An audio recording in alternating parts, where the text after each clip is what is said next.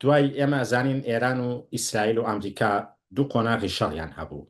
قۆناغێک کە پێی ئەڵێن شەڕی 12 ڕۆژە، 12 ڕۆژی خایاند لە ژوەنی ڕابردووە بوو. ئێستا قۆناغی دوو هەم دەستی پێکردووە.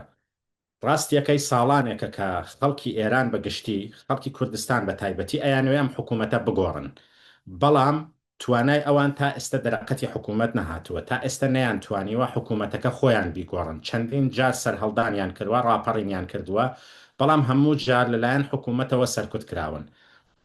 لەم نێوانە خەڵک کە بینیویەتی خۆی ناتوانێت حکوومەت بڕوخێنێت، بە جۆرێک خەریکە پێشوازیەکە لە شەڕێکی دەرەکی لە هێرشی ئەمریکا و ئیسرائیل بۆ سەر حکوومەتی ئێران پێشوازیەک هەیە لەلایەن خەڵکەوە.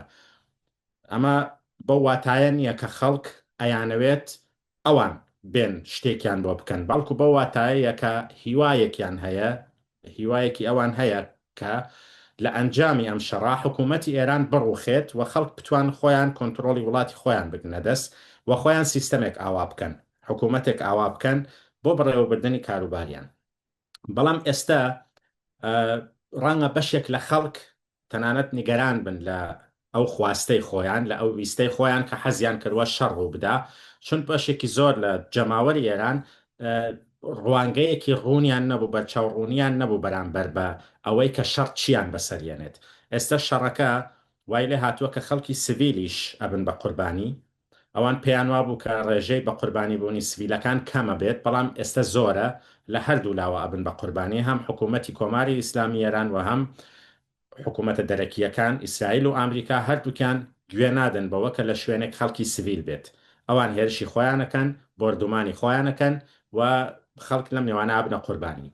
ئێستا لە ڕووی مافی مرۆڤەوە حکوومەتی ئێران وەکو هەموو جارێکە سەرهەڵدانی ڕووبدا یا شەڕێک ڕووبدا ئینتەرنەتی داخستووە. ئێستا هێڵەکانی ئینتەرنێت بە تەواوی پچراوە.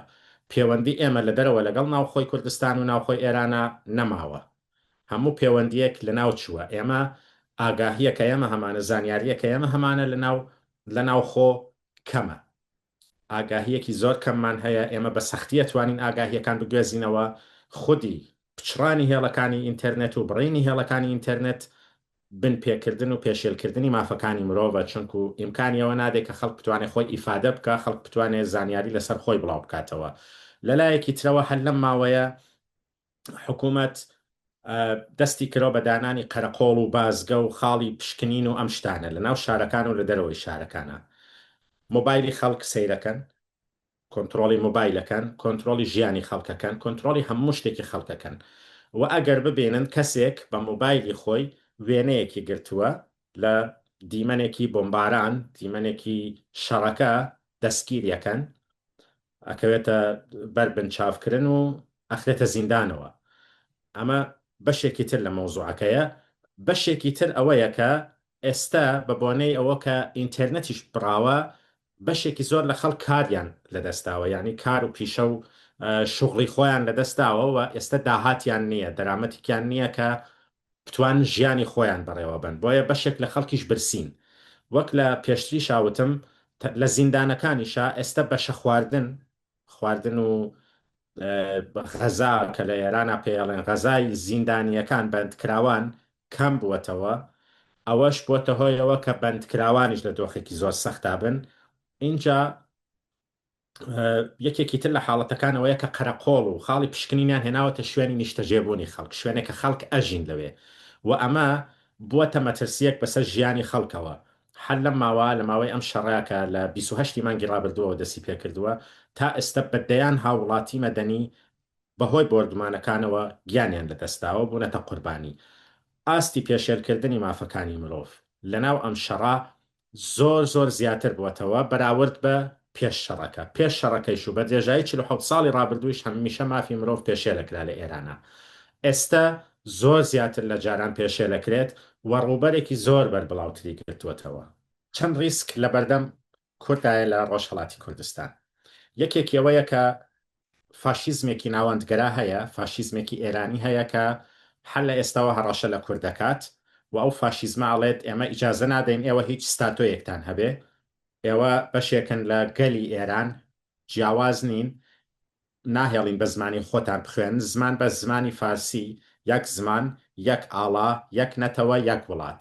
ئەم فاشیزمە باسی ئەماکە کە ئەڵێ هەموو شتەیەکێکەوە تەنانەت ئەو کەسەی کە ئێسەوەکو نوێنەریانە کوڕی شای پێشووی ئێرانە ڕەزا پەهلەوی بەیاننامەیەکیدا لە داخوانیەکەیە بە ئاشکراوتی ئێمە ئەرتەش ئەنێرین بۆ سەرکوتکردنی کوردی جوداخواز لە کاتێکا کە حیزبەکانی ڕۆژهەڵاتی کوردستان جوداخوازیش نین، بەڵام ئەوان ئەڵێن هەر جۆرە داواکردنی ماف جوداخوازیە و ئێمە ئێوە سەرکوتەکەین. ئەمە ڕیسکێکە. ڕیسکێکی تر ئەوەیە کە لەگەڵ ئامریکا و ئیسرائیل جۆرێک لە شەراکەت وەکو ڕۆژاوای کوردستان جۆرێک لە شەراکەت دروستکەین بەبێ ئەوەی کە ئەوان هیچ گەرەنتیەکی سیاسی بدەن. ئەوان پێشنیاریان ئەوەندەی کە من زانیاریم هەیە و ئاگادارم پێشنیاریان بە هاوپەیمانی هێزە سیاسیەکانی ڕۆژهەڵات کردبوو. ئێوەزان کە حیزبەکانی ڕۆژهەڵات هاوپەیمانیەکیان دروست کردووە، ئێستا پێکەوە خەریکی خەباتن 6 حیزبی ڕۆژهەڵاتی کوردستان. پێشنیاریان کردبوو کە بڕۆنە ناو شەڕەکەوە و شەڕی زەمینی بکەن، هێزی پێشمەرگە و گەریلا بڕۆن شەڕ بکەن. ئەمانی شوتبوویان ئێمە داوای گەرنتی سیاسیەکەین، ئێمە بینیمان کە لە ڕۆژاوا ئێوە پشتی کوردتان بەردا، خیانەتتان بە کورد کرد، ئەبێ گەرانتیەکمان پێبن کە لە دوا ڕۆژە ئەو خیانەتە بە کوردی ڕۆژهەڵاتیش ناکەن کە بە کوردی ڕۆژاواتان کرد. ئەمریکا تا ئێستا هیچ گەرانتیەکی نەداوە، بۆیە حیزبەکانی ڕۆژهەڵاتیش وەستاون وتیان ئێمە ئامادەنین هێزی خۆمان بنێرین بۆ قەتڵگا، بۆ شوێنێکە ئەکوژرێن و گەلی خۆشمان بە ئاسانی بکەین بە قوربانی. ئێمە خۆمانین کە دیاریەکەین چ کاتێک بڕۆین دەستکەین بە پرۆسەی ڕزگاری ڕۆژهەڵاتی کوردستان، نەکەوەی کە ئێوە دیاریکەن بۆمان. ئەمە مەترسیەکی ترەکە لە شەراکەتێک بەبێ گارانتی سیاسی لەگەڵ ئامریکا ئێمە بڕۆینە ناویەوە. مەترسیەکی تر مەترسی شەڕە لەگەڵ نەتەوە دراوسەکانە، بە تایبەت لەگەڵ تورکەکانە، تورکی ئازەری لە ئێرانە. لە کۆنترەوە ئاڵۆزی و ناکۆکی لە نێوان کورد و تورکا لە ئێرانیش بووە، هەروەکو چۆن لە باکوور و لە تورکیاشە بووە و چەند جار ڕوویداوە کە کێشە لە نێوانی کورد و تورکا ڕوویداوە. ئێستا بەداخەوە لە ناو تورکەکانی شاد پانتۆرکیزمێک پەرەی پێدراوە ساڵانێکە کە ئەم پانتۆرکیزمە زیاتریش گرێدراوی دەوڵەتی تورکایە و ئەم پانتۆرکیزمە نکۆڵی لەبوونی کوردەکە، حاشاکاڵێ کورد میوانن لێرە تا ئەو شوێنە ئاڕوە. بەڵام هاوپەیمانی هێزە سیاسیەکانی ڕۆژهەڵات بەیاننامە و داخوانیەکی ڕوو بە تورکەکان بڵاو کردەوە و وتی ئێمە پێکەوە خوشک و براین، ئێمە ئەمانەوێ بە یەکەوە ژیانکەین، ئەو شار و باژارانەیش کە هاوبەشە ئیدارەی هاوبەشی تیا دروست بکەین، ئێمە نامانەوێت بەس خۆمان خاوەنی شارەکان و باژارەکان بین، ئەمانەوێت ناوچەکان ئەو دەڤەرانە کە هاوبەشە کورد و تورک پێکەوە بەڕێوەی ببات. لە هەندێک لایەنی تورکەکانیشەوە ئێستا بەرسبێکی باش هاتووە، پێشوازی کراوە. ئێمە هیوادارین کە ئەم ڕیسکە سێهەمە کەمتر بێتەوە و کورد و تورک بتوان پێکەوە ببنە هاوپەیمان. پێواژووی ئاشتی لە باکووری کوردستان یارمەتیدەرێکی زۆر باشە بێت بۆ ئەوەی کە ئەگەر لە باکوور و لە تورکیا پێواژووی ئاشتی بەرەو پێش بچێت، ئەکرێت ئەوە نمونەیەک بێت، ئۆلگویەک بێت بۆ ڕۆژهەڵاتی کوردستانیش کە لەوێش کورد و تورک پێکەوە ببنە هاوپەیمان. ئەمە سێ مەترسیە و مەترسیەکی ناوەکیش هەیە، ناوخۆیی. ئەمانە مەترسیە دەرەکیەکان بوون. مەترسیەکی ناوخۆیی هەیە، ئێمە حیزبمان زۆرە، پارتیمان زۆرە لە ڕۆژهەڵاتی کوردستان. ئەم پارتیانە کە هەمانە لە مێژووی ڕابردوویانە جاروبان ناکۆکی و شەڕ و ئاڵۆزی لە نێوانیانە ڕوویداوە، شەڕی ناوخۆ کراوەوەی کە پێڵن شەڕی براکوژی لە نێوانەوە حیزبانە ڕوویداوە. ئەگەر ئەم حیزبانە نەتوانن هاوپەیمانیەکە بپارێزن، هەمووشیان هێزی چەکداریان هەیە، مەترسیەوە هەیە کە دیسان تووشی ناکۆکی و ئاڵۆزی بنەوە و شەڕێکی ناوخۆ ناوماڵی کورد بگرێتەوە. ئەمەش یەکێکی تر لە مەترسیەکانە.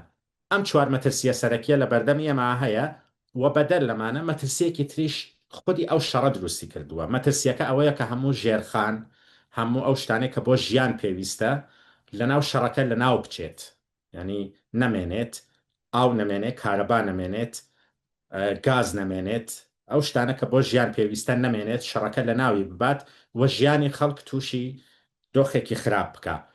ئەم مەترسیانە ئێستا لە بەردەم ئێمەیە لە ڕۆژهەڵاتی کوردستان، بۆیە هەر کارێکە ئەکەین ئەبێ حتمما چاومان لە هەموو ئەم مەترسیانە بێ، ئەم ڕیسکانە ببێت و پلانێدا بنین کە بتوانێت ڕیسکەکان بگەیەنێ بە کەمترین ئاستی خۆی، کە بنگەه و بنەماکەی دموکراسی بێت. ئەم دموکراسیە هەتا ڕادیکاڵتر بێت، دموکراسیەکی قوڵتر بێت، سیستەمەکە سەرکەوتوترە بێت. ئێمە لە ڕۆژهەڵاتی کوردستانە بەری سێ ساڵ و نیو لەمەوبەر ساڵی 2022 سەرهەڵدانی ژن ژیان ئازادیمان هەبوو. گوتاری دیسکۆرسی ژن ژیان ئازادی ئەتوانێت ئەو دیسکۆرسە بێ ئەو گوتارە بێت کە بنەمای ژیان پێکەوە ژیانێکی ئاشتیانەی هەمیشەیی بۆ کوردستان و بۆ خەڵکی دەرەوەی کوردستانیش دروست بکە. بەداخەوە لە ئێرانە مخابن دوژمن و نەیاری ژن ژیان ئازادی زۆر بوو. فاشیستی ئێران فاشیستە ئێرانیەکان زۆر هەر لە سەرەتاوە دژی ژن ژیان ئازادی وەستانەوە بەرەنگاری بوونەوە شەڕیان لەگەڵ کرد، بەڵام هێشتا ئەم گوتارە زیندووە.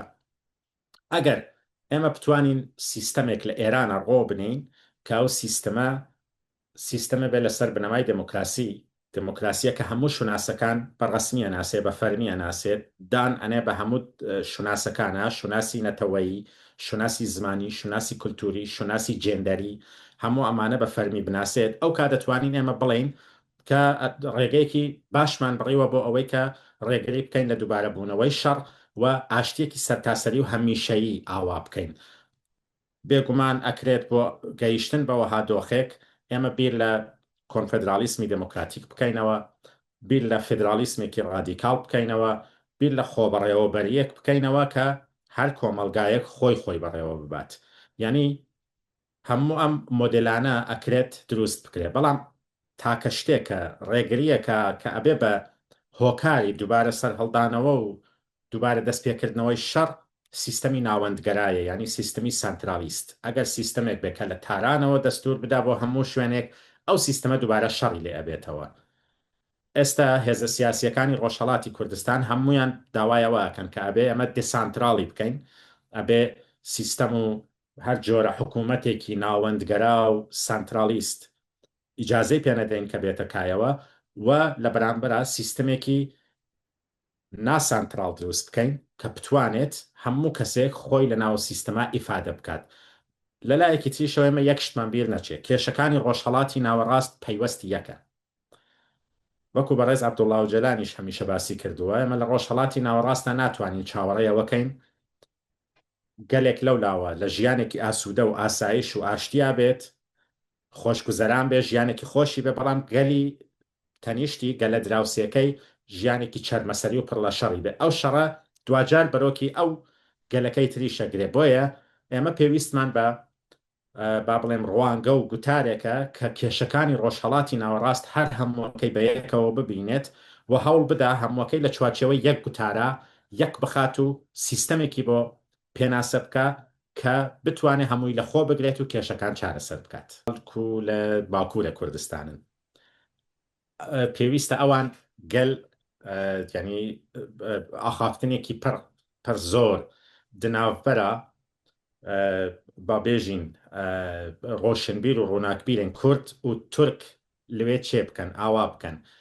ئازەری و تورکێن ئیرانێ لە بن باندۆرە تورکیانە، ینی بە تەمامی لە بن باندۆرە تورکیانە. ئەگەر دەنگێکی ئاشتی لە دناو تورکیا بێ بۆ ئازەریەن ئیرانێ تورکێن ئیرانێ ji bo kêşeyên me li Rojhilatê Kurdistan jî pir baş dibe. Yanî bandora xwe çê dikat, dروست dikat û xebatê me jî xebatekî baştir dibe.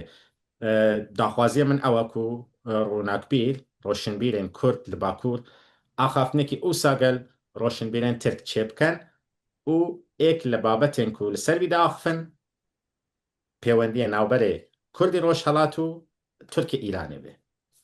Türkiye Azerbaycan'da bir.